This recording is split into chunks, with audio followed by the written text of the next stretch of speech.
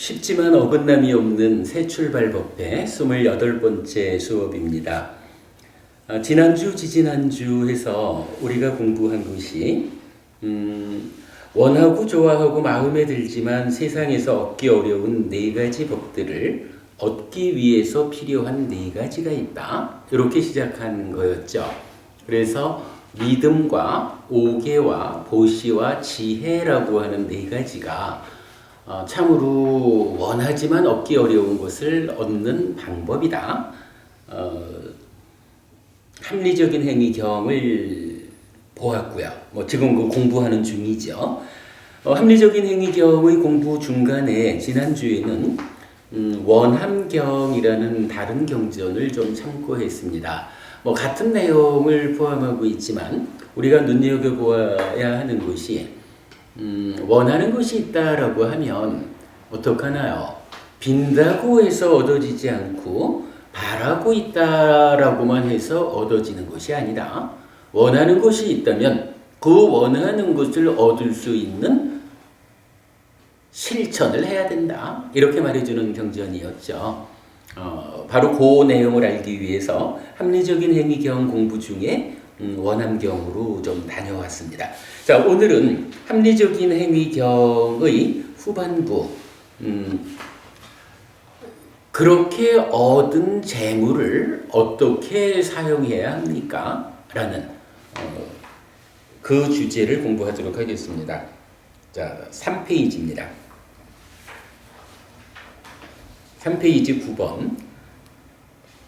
장자여, 여기 성스러운 제자는 열정적인 노력으로 얻었고 팔의 힘으로 모았고 땀으로 획득했으며 법 닦고 법에 따라서 얻은 재물로 네 가지 일을 한다.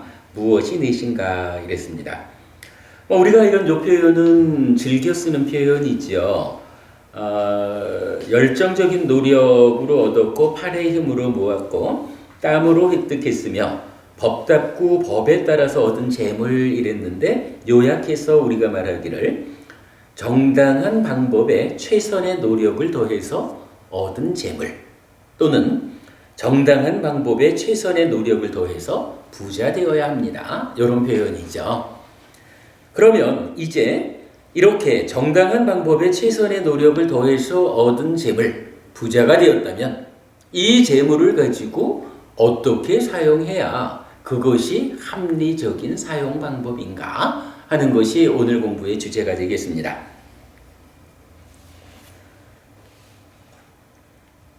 장자여, 여기 성스러운 제자는 열정적인 노력으로 얻었고 팔의 힘으로 모았고 땀으로 획득했으며 법 닦고 법에 따라서 얻은 재물로 자신을 행복하게 하고 만족하게 하고 바르게 행복을 지키도록 한다. 부모를 행복하게 하고 만족하게 하고 바르게 행복을 지키도록 한다.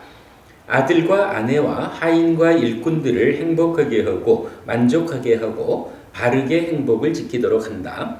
친구와 친척들을 행복하게 하고 만족하게 하고 바르게 행복을 지키도록 한다.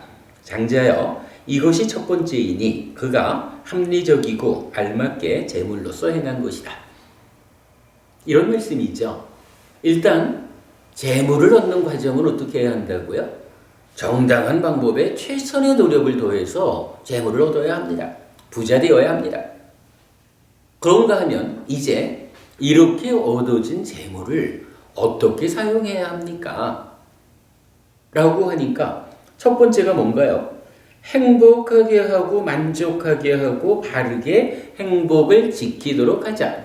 누구를? 첫째가 자기 자신이에요. 여러분 이거 주목해야 돼요. 우리가 정당한 방법에 최선의 노력을 얹어서 재물을 얻었다 라고 하면 그 재물을 가지고 첫 번째 해야 하는 일이 뭐냐 하면 자기 자신을 지키는 거예요. 자신을 행복하게 하고 만족하게 하고 바르게 행복을 지키도록 한다. 그런데 이것이 사실은 자기 한 사람만 지켜내가지고는 우리가 세상 혼자 사는 게 아니니까 그럴 순 없잖아요. 그러니까 자신에 이어서 부모를, 아들과 아내와 하인과 일꾼을, 가족이란 이야기겠죠. 그리고 친구, 친척들, 그러니까 내가 살아가면서 나의 삶에 소중한 많은 사람들을 나와 더불어서 어떻게 하라고요? 행복하게 하고 만족하게 하고 바르게 행복을 지키도록 한다. 이것이 정당한 방법으로 최선의 노력을 얹어서 얻은 재물로 해야 하는 첫 번째 일이다. 이렇게 말하는 겁니다. 다시 장자여, 여기 성스러운 제자는 열정적인 노력으로 얻었고 팔의 힘으로 모았고 땀으로 획득했으며 법답고 법에 따라서 얻은 재물로 모든 재난, 즉 불과 물과 왕과 도둑과 적과 나쁜 마음을 가진 상속인 등의 여러 가지 재난으로부터 자신을 보호한다. 그는 자신을 안전하게 지킨다. 장자여, 이것이 두 번째이니 그가 합리적이고 알맞게 재물로서 행한 것이다. 좀 표현이 나와 있지만 중심적인 건 그렇습니다. 첫 번째로는 이 재물을 통해서 행복하게 하자, 만족하게 하자. 행복한 삶을 살자라는 거고요. 두 번째는 뭔가요? 이제 세상의 모든 나보다 자기를 우선시하는 모든 것들로부터 나를 안전하게 하자. 나를 보호하자. 이렇게 말하는 거예요. 스스로를 행복하게 하자라는 거에 이어서 스스로를 안전하게 보호해야 한다. 재물을 가지고 나 자신의 안전을 지킨다. 다시 장자여, 여기 성스러운 제자는 열정적인 노력으로 얻었고 팔의 힘으로 모았고 땀으로 획득했으며 법답고 법에 따라서 얻은 재물로 5가지 헌공을 하나니 그것은 친지에게 하는 헌공, 손님에게 하는 헌공, 조상 신들에게 이랬는데 신자는 빼야 됩니다. 조상들에게 하는 헌공, 왕에게 하는 헌공, 신에게 하는 헌공이다. 장자여, 이것이 세 번째이니 그가 합리적이고 알맞게 재물로서 행한 것이다. 이랬어요.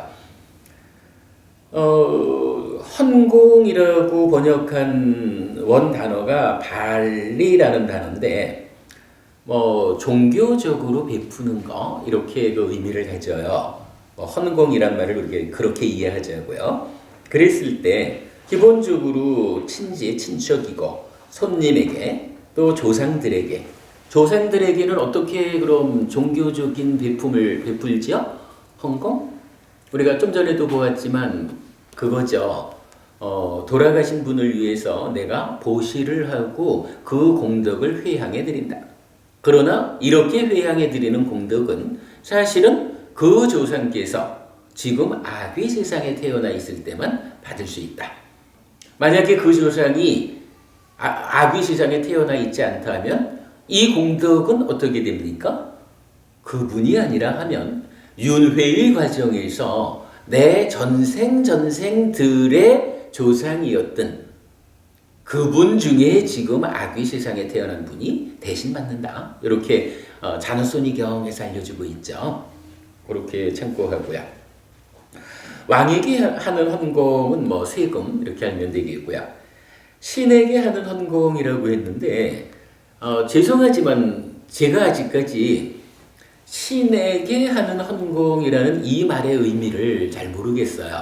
이게 지금 니카야 전체로 보면 요 단어 대와따 바링이라는 요 단어가 딱 2번이 나타나요. 근데 그 2번도 다 요 5가지 헌공, 5가지 헌공이 2가지 경전에서 나오는 거라 그거 말고는 나타나질 않다 보니까 이 단어가 어떤 의미를 갖는지를 다른 경전의 쓰임새를 통해 가지고 설명할 수 있는 방법이 없어요. 그래서 이 부분은 현재로서는 제가 어떤 것이 그 신에게 하는 헌공이냐라고 설명드리지 못하겠습니다. 이건 좀 뒤에 우리가 더 공부를 하기로 하고요. 다시 장자여, 여기 성스러운 제자는 열정적인 노력으로 얻었고 팔의 힘으로 모았고 땀으로 획득했으며 법답고 법에 따라서 얻은 재물로 사문 바라문들에게 정성을 다한 보시를 한다. 그러한 사문 바라문들은 교만과 방일함을 금하고 인욕과 온화함에 헌신하여 살면서 각자 자신을 길들이고 각자 자신을 제어하고 각자 자신을 완전한 열반에 들게 한다. 이러한 삼은 바라문들에게 하는 보시는 고귀한 결말을 가져다주고 신성한 결말을 가져다주며 행복을 있게 하고 천상에 태어나게 한다. 장자여, 이것이 네 번째이니 그가 합리적이고 알맞게 제물로서 행한 것이다. 이랬어요. 이렇게 보면 이제 정당한 방법에 최선의 노력을 얹어서 더해서 얻은 제물로 첫째로 나를 중심으로 하는 사랑하는 많은 사람들을 행복하게 하자라는 한 가지 쓰임새. 두 번째가 이러저러한 것들로부터 나의 안전을 지킨다. 두 번째 쓰임새. 그리고 다섯 가지의 대상에게 종교적인 헌납, 헌공한다라는 것이 세 번째 쓰임새. 그리고 네 번째 쓰임새가 사문 바라문에게 정성을 다하여 보시한다 이랬어요. 사문 바라문에게 보시한다라고 하는 것은 사실은 많은 경전에서 제가자들이 사문 바라문에게 보시하는 일을 권장하고 있거든요. 왜 사문 바라문에게 보시해야 할까? 라는 부분을 우리가 좀 알아봐야 할 것 같은데요. 여러분 우리 지난주에 보았던 교재 있죠. 지난주 교재의 맨 뒤쪽을 보겠습니다. 6쪽입니다.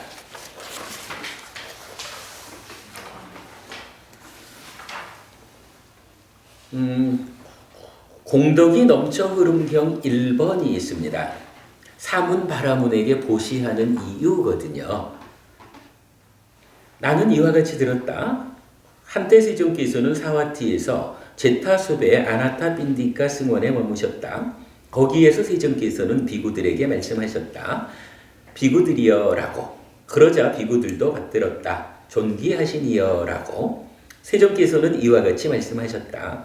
비구들이여, 네 가지 공덕이 넘쳐 흐르고 유익함이 넘쳐 흐르고 행복을 가져오고 신성한 결말을 가져오고 행복을 있게 하고 천상에 태어나게 하는 것이 있다. 그것은 원하고 좋아하고 마음에 들고 이익을 주고 행복한 것이다. 무엇이 넷인가? 이랬거든요.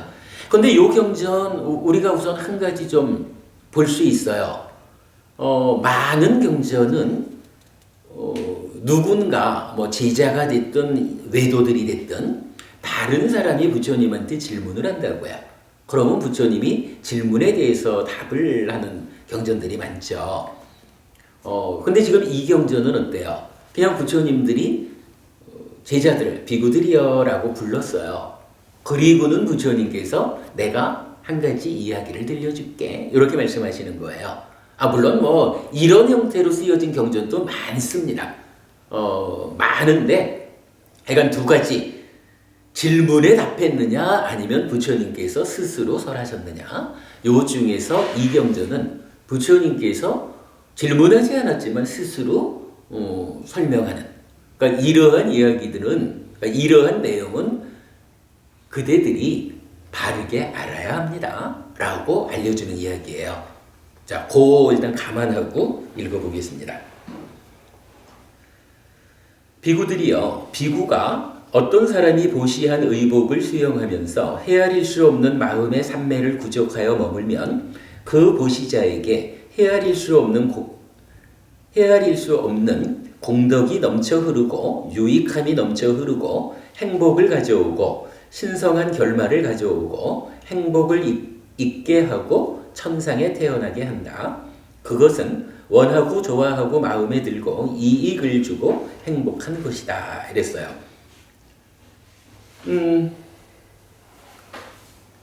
누군가가, 그러니까 예를 들어서 이제 여러분들이 잘 공부하는 비구에게 잘 수행해서 마음의 산매를 부족했어.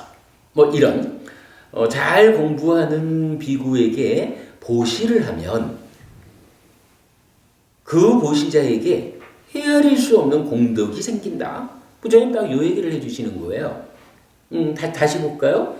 헤아릴 수 없는 공덕이 넘쳐 흐르고 유익함이 넘쳐 흐르고 행복을 가져오고 신성한 결말을 가져오고 행복을 있게 하고 천상에 태어나게 한다. 그것은 원하고 좋아하고 마음에 들고 이익을 주고 행복한 것이다. 제가 이 경전의 구조를 질문을 받고 답변하신 것이 아닙니다. 그냥 부처님이 제자들에게 그대들이 이러한 사실을 알아야 한다라고 알려주시는 구조의 경전입니다. 라고 말씀드린 이유가 사실은 바로 요거예요. 지금 이 내용은 많은 사람들이 출가한 사람들을 위해서 의식주와 약품이라는 네 가지 필수품을 보시하고 있거든요. 그런데 그냥 막연하게 출가자를 위해서 보시하면 그게 공덕이 될 거요. 이렇게 아니까 공덕을 짓기 위해서 보시를 하거든요. 그런데 이게 정말로 공덕이 되는 걸까? 내가 그래도 잘 공부하는 스님한테 그 공부 잘 하시라고 의식주와 약품을 보시하면 정말로 나한테 복이 쌓일까? 요거 좀 고민해 봐야 되는 거잖아요. 수영부부님, 이거 만약에 아무리 열심히 보시해도 나한테 복이 안 되는 거예요? 이런다면 열심히 보시할 필요가 있을까요? 그래도 하긴 해야 되나? 네. 그래도 하긴 해야 되는구나. 어쨌든 그래야 불교가 유지되죠. 그런데 기왕이면 이런 보시행이 스님들을 잘 공부할 수 있는 여건을 갖춰줘서 바른 법을 유지 전승한다 라는 이 효과 외에 더해가지고 그것이 참으로 커다란 복이 되어가지고 공덕이 되어가지고 나한테 쌓인다 라고 하면 이제 좀 더 우리가 적극적으로 이렇게 좋은 일을 내가 왜 안 해? 이렇게 될 거예요. 그 필요성이 있는 거죠. 제가 볼 때는 지금 이 경전이 바로 그 말씀을 해줘요. 부처님께서 딱 그 이야기를 알려주시는 거예요. 출가해서 공부 잘하는 비구에게 공부 잘하십시오. 그래서 부처님 가르침을 유지 전승하고 그 가르침을 많은 사람들을 위해서 전달해서 많은 사람들의 삶을 향상으로 이끌어 주십시오. 라고 보시를 하면 그 보시의 공덕이 이러이러하다라고 부처님께서 직접 당신의 목소리로 들려주시는 거예요. 이 경전의 요점은 거기에 있다. 이렇게 보아야 할 겁니다. 자, 그 내용이 이제 또 반복이 되죠. 비구가 어떤 사람이 보시한 닭발 음식을 수용하면서 헤아릴 수 없는 마음의 산매를 구족하여 머물면 그 보시자에게 헤아릴 수 없는 공덕이 넘쳐 흐르고 유익함이 넘쳐 흐르고 행복을 가져오고 신성한 결말을 가져오고 행복을 있게 하고 천상에 태어나게 한다. 그것은 원하고 좋아하고 마음에 들고 이익을 주고 행복한 것이다. 여러분 이렇게 하셔야 됩니다. 왜? 부처님 말씀이에요. 부처님께서 이 일이 이렇게 하는 일이 참으로 중요하다라고 생각하셔서 비구들을 불러가지고 이렇게 알아야 한다라고 들려주는 말씀이거든요. 비구가 어떤 사람이 보시한 거처를 수용하면서 헤아릴 수 없는 마음의 산매를 구족하여 머물면 그 보시자에게 헤아릴 수 없는 공덕이 넘쳐 흐르고 유익함이 넘쳐 흐르고 행복을 가져오고 신성한 결말을 가져오고 행복을 있게 하고 천상에 태어나게 한다. 그것은 원하고 좋아하고 마음에 들고 이익을 주고 행복한 것이다.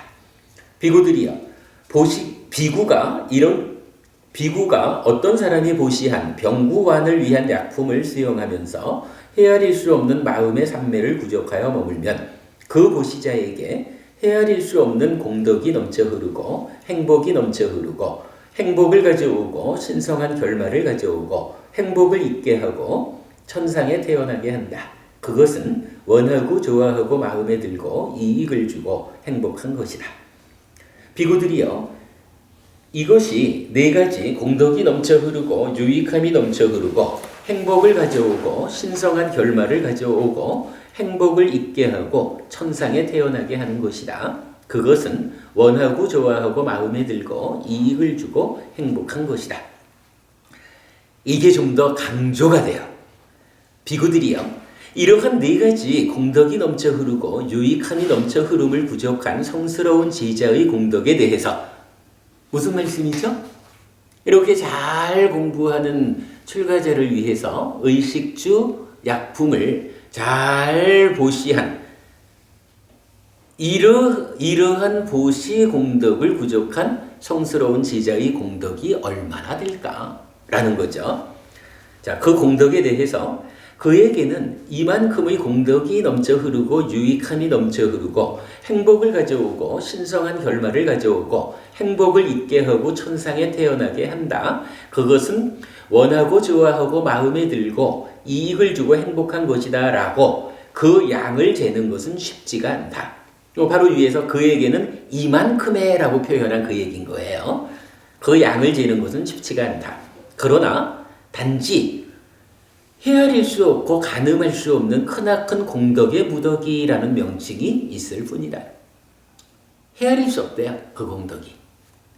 비구들이요, 예를 들면 큰 바다에 대해서 몇 리터 정도의 물이라거나 수백 리터 정도의 물이라거나 수천 리터 정도의 물이라거나 수십만 리터 정도의 물이다 라고 그 물의 양을 재는 것은 쉽지가 않다.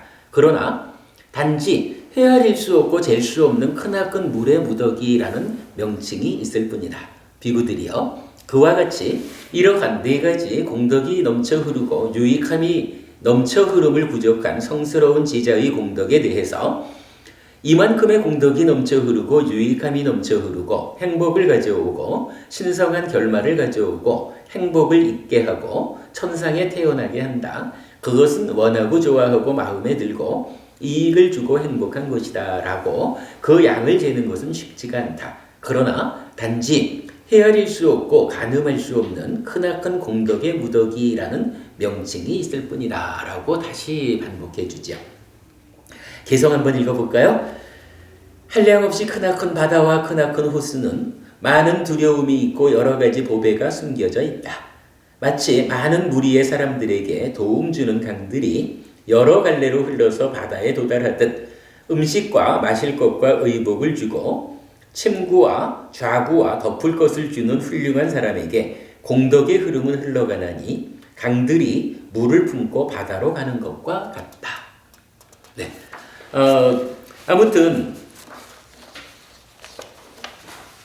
정당한 방법에 최선의 노력을 더해서 얻은 재물을 어떻게 사용해야 합니까?의 네 번째 방법이 사문바라문에게 보시한다라고 하셨는데 왜 사문바라문에게 보시해야 하는 것일까? 사문바라문에게 보시하는 것이 정말로 공덕이 되는 것일까? 그게 나한테 커다란 행복을 가져다 줄까? 라는 데 대해서 이거 누가 대답해 주겠어요? 부처님께서 그러하다. 그러한 보시가 참으로 헤아릴 수 없는 커다란 공덕을 가져다 준다. 이렇게 증명해 주시는 거죠. 예, 그 내용 보았고요. 다시 돌아가겠습니다.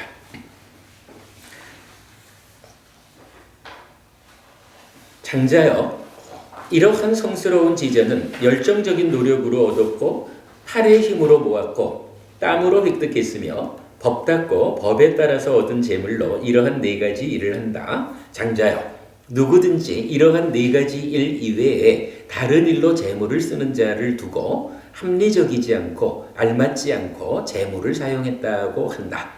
장자여, 누구든지 이러한 네 가지 합리적인 행위에 의해서 재물을 쓰는 자를 두고 그가 합리적이고 알맞게 재물을 사용했다고 한다. 그랬어요. 어쨌든 부처님 가르침에 의하면 이렇게 정당하게 얻은 재물을 이렇게 효과적으로 합리적으로 사용해야 한다. 이것이 불교 신자가 살아가는 방법이다 라고 기준을 주신 거예요.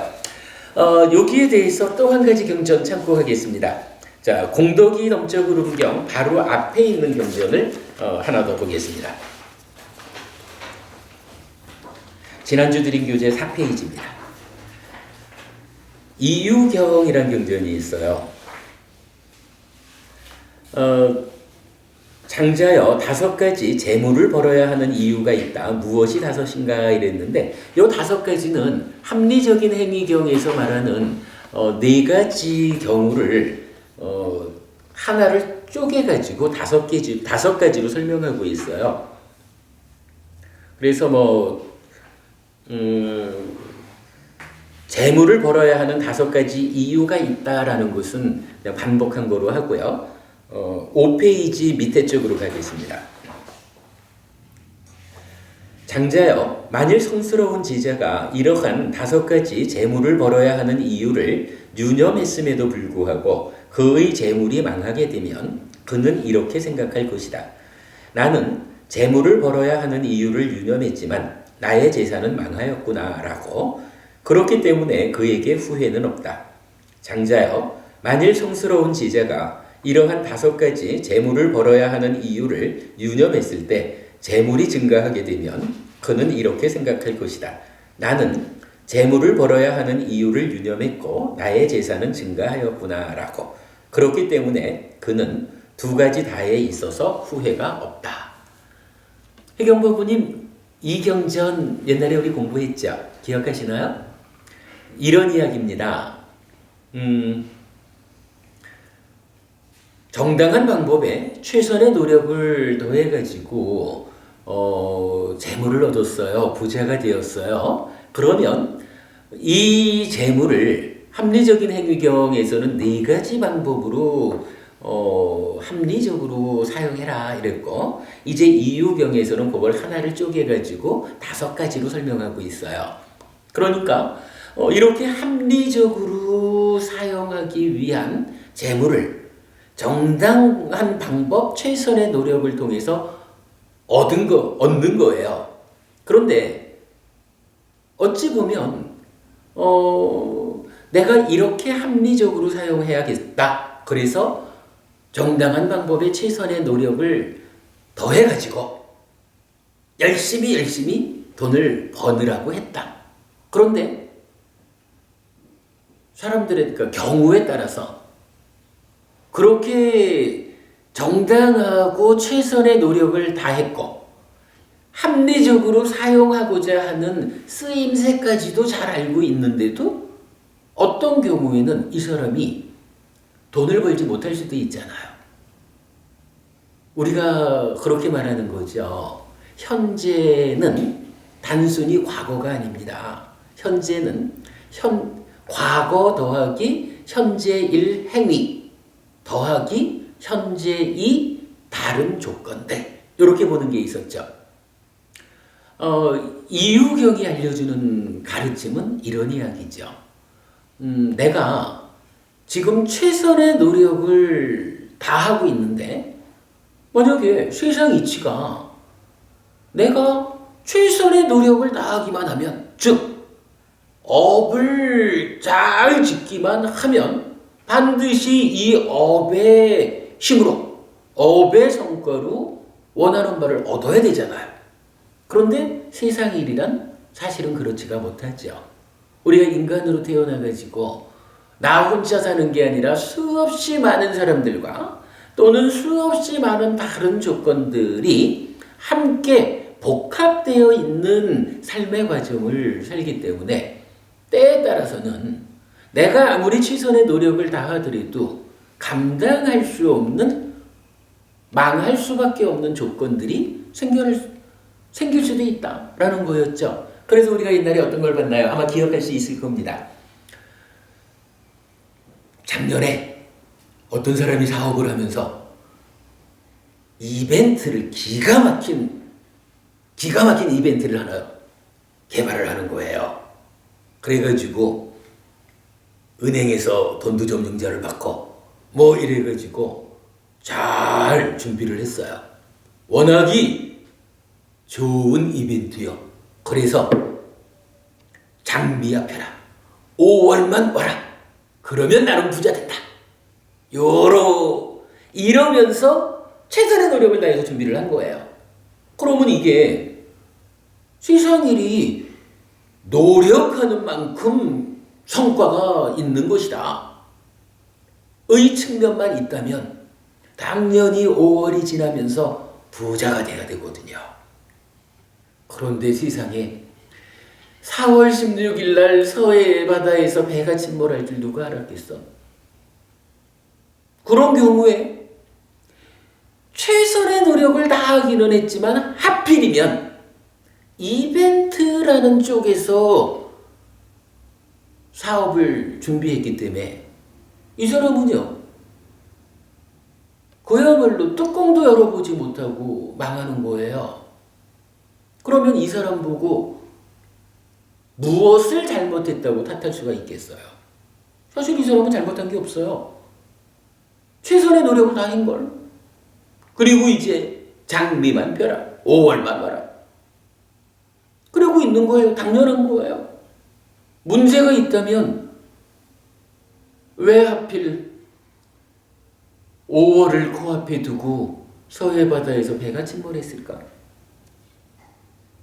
이유라고는 그거밖에 없지요, 뭐. 그것이 이유가 돼서 이 사람은 망할 수밖에 없는 거예요. 왜 그게 이유일까? 따지고 보면 간단해요. 이 사람이 인간으로 태어난 거예요. 그것도 대한민국에 태어나가지고 마침 작년 4월에 서해 바다에서 배가 침몰하는 것에 영향을 받아가지고 긴 시간 국가전제가 초상집이 되어 있는 그러한 영역 안에 자기 삶의 근거를 두고 있었던 것 뿐이에요. 이거를 잘했다 할 거예요? 못했다 할 거예요? 이거는 그 사람의 입장에서는 잘한 것도 아니고 못한 것도 아니에요. 그냥 자기의 삶의 근거요.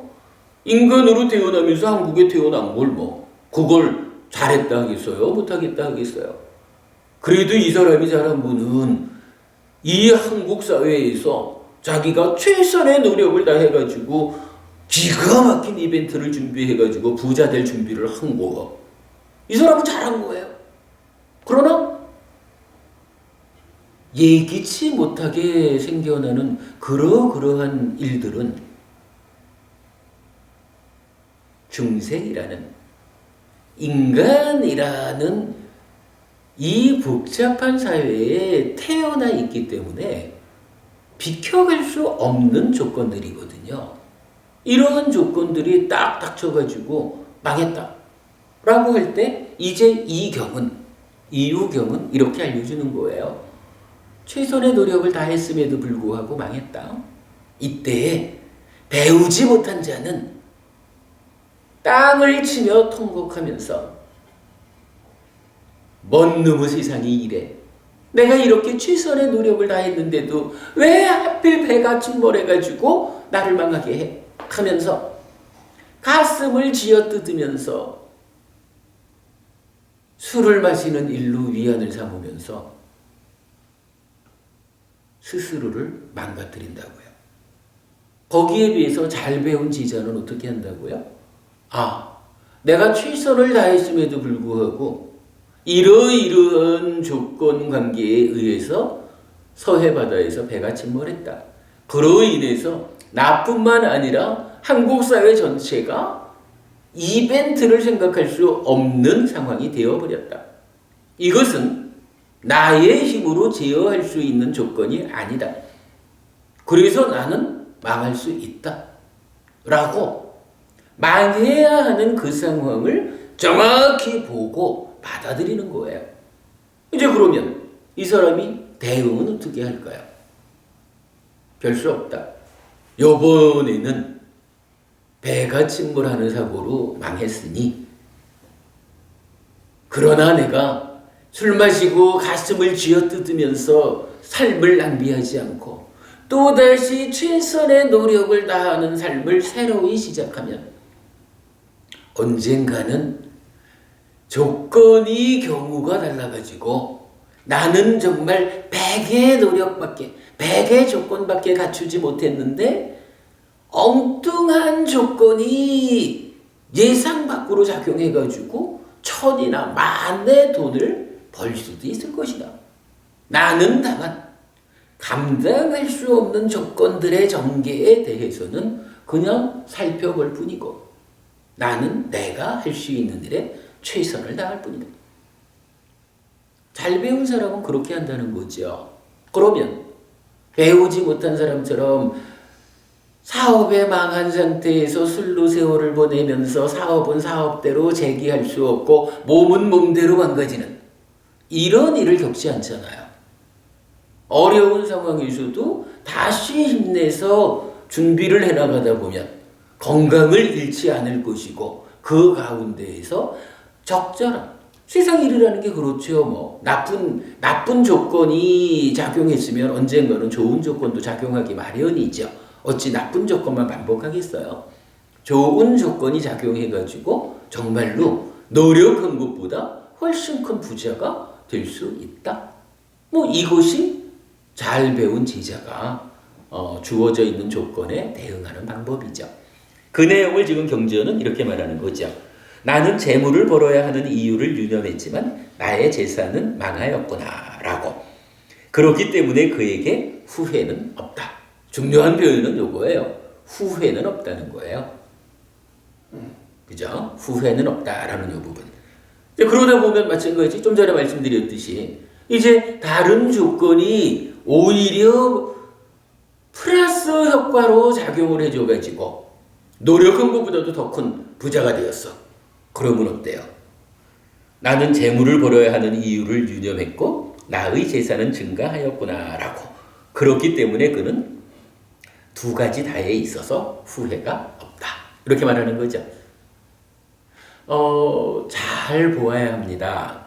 세상 사는 이치라는 것이 분명히 우리가 어빈과보, 내가 어떠한 행위를 하느냐에 따라서 행위가 가지는 과와 보의 법칙성으로 우리 삶이 행복할지 괴로울지가 결정된다라는 것이 맞는 말씀입니다.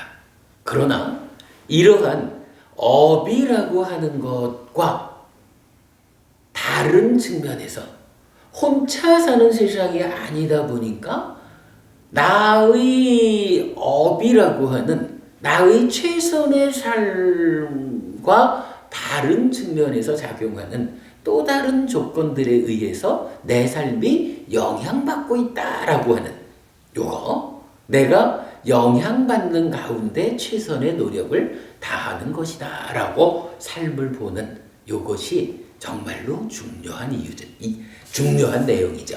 이유경에서 바로 그 내용을 설명해주고 있습니다. 자, 그럼 여기까지 해서 이제 합리적인 행위경을 마쳤습니다. 합리적인 행위경 참 많은 이야기를 해주죠. 기본적으로 지금 우리가 하고 있는 주제, 믿음과 오계와 보시와 지혜라고 하는 이 네 가지 법이 우리 삶에 어떠한 역할을 해주느냐 라는 주제의 첫 번째로 소개를 했는데요. 아무튼 세상에서 참 누구나 다 원하는 거지만 얻기 어려운 것들, 그것을 얻는 방법이 바로 이 네 가지다 라는 거 상세하게 설명이 되었고요.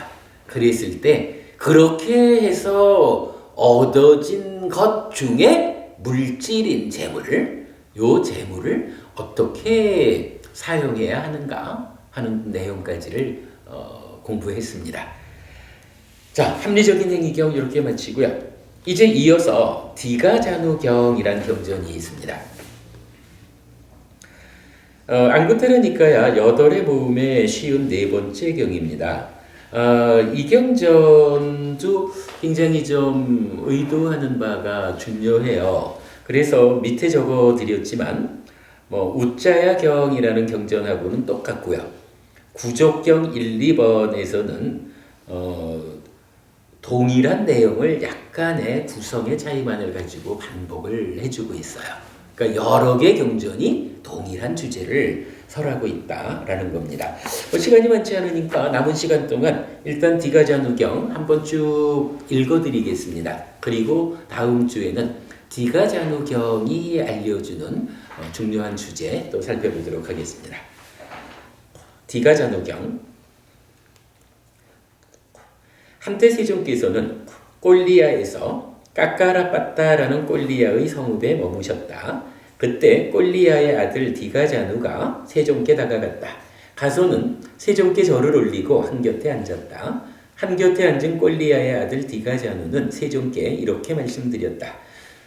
세존이시여, 저희 제가자들은 소유적 사유를 즐기고 자식들이 북적거리는 집에서 살고 가시에서 산출된 전단향을 사용하고 화환과 향과 연고를 즐겨 사용하고 금은을 향유합니다.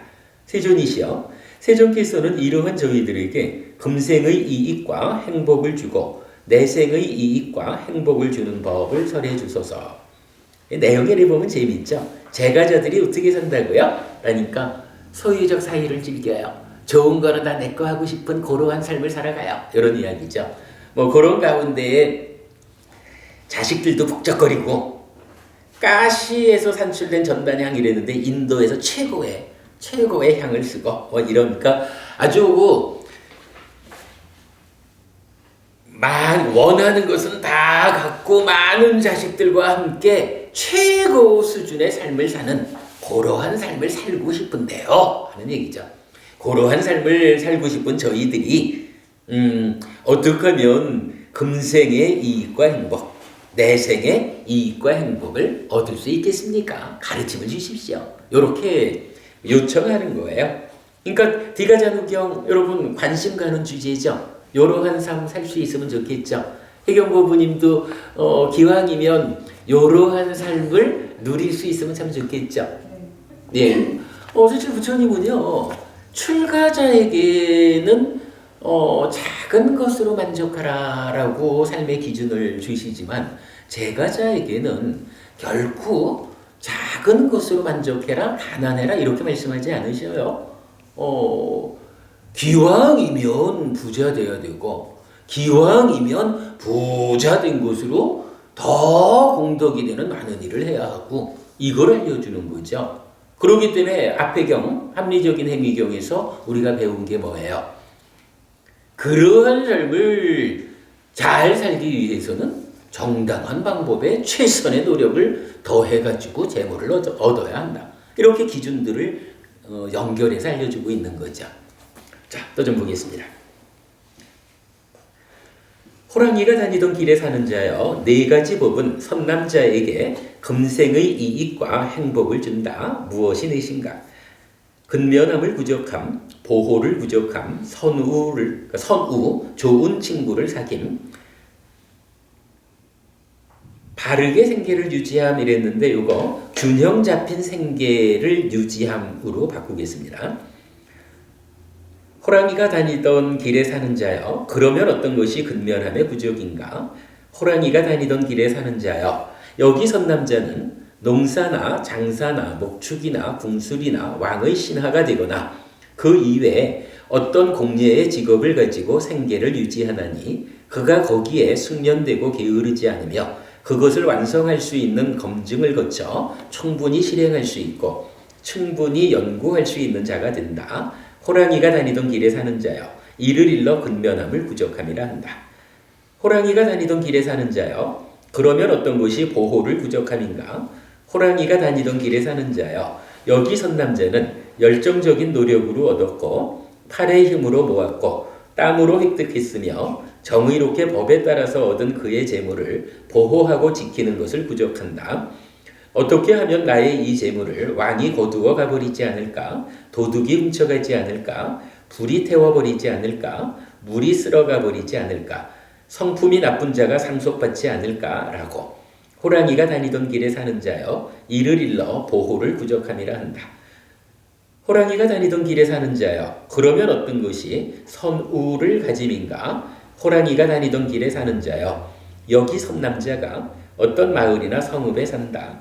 그곳에는 믿음을 부족하고 계를 부족하고 보시를 부족하고 지혜를 부족한 장자나 장자의 아들이나 계행이 원숙한 젊은이나 혹은 계행이 원숙한 노인들이 있다.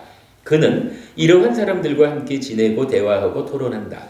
그런 믿음을 부족한 사람들로부터 믿음의 부족을 따라서 배우고 그런 개를 부족한 사람들로부터 개의 부족을 따라서 배우고 그런 보시를 부족한 사람들로부터 보시의 부족을 따라서 배우고 그런 지혜를 부족한 사람들로부터 지혜의 부족을 따라서 배운다.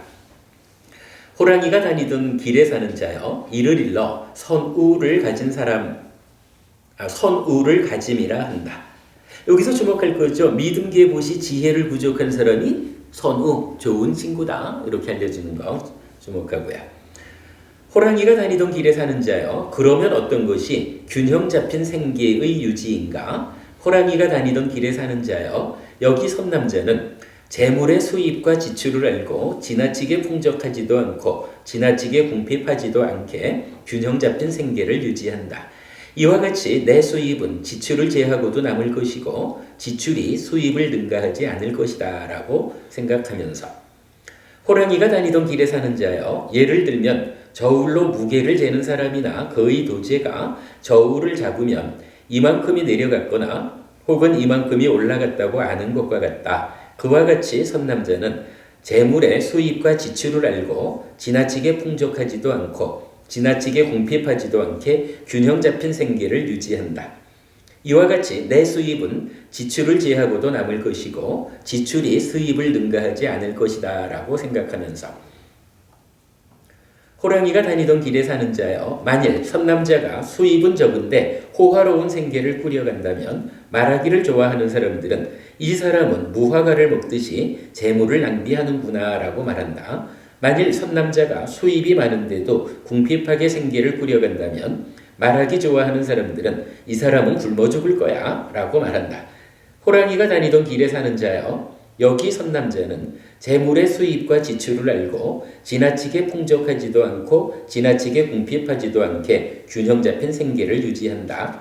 이와 같이 내 수입은 지출을 제하고도 남을 것이고 지출이 수입을 능가하지 않을 것이다 라고 생각하면서 호랑이가 다니던 길에 사는 자여 이를 일러 균형 잡힌 생계를 유지한다고 한다 이랬어요. 사실 경전은 금생과 내생의 이익과 행복을 주는 법을 가르쳐달라 했고 이제 부처님이 네 가지 법은 금생의 이익과 행복을 준다라는 부분을 설명하고 있어요. 시간이 다 돼가지고 내생의 이익과 행복을 준다라는 부분은 다음 주에 그냥 경전을 자세히 공부하면서 읽어가도록 하겠습니다. 오늘은 그래도 일단 요거는 여러분 같이 보신 거예요. 세간의 삶, 제가자의 삶을 이렇게 풍족하고 여유롭고 많은 가족들과 더불어 최고의 삶을 살고자 하는데 금생에 이익과 행복을 주는 것은 어떤 것이 있습니까? 라고 하니까 부처님 근면함을 부족하고 보호를 부족하고 선우를 사귀고 균형 잡힌 생계를 유지해야 한다 라고 일러주신 데까지 오늘 공부한 거로 하고요. 요 상세한 이야기하고 내생의 이익과 행복을 위한 주제 다음 주에 공부하도록 하겠습니다. 네, 오늘 여기까지 공부하겠습니다. 수고하셨습니다.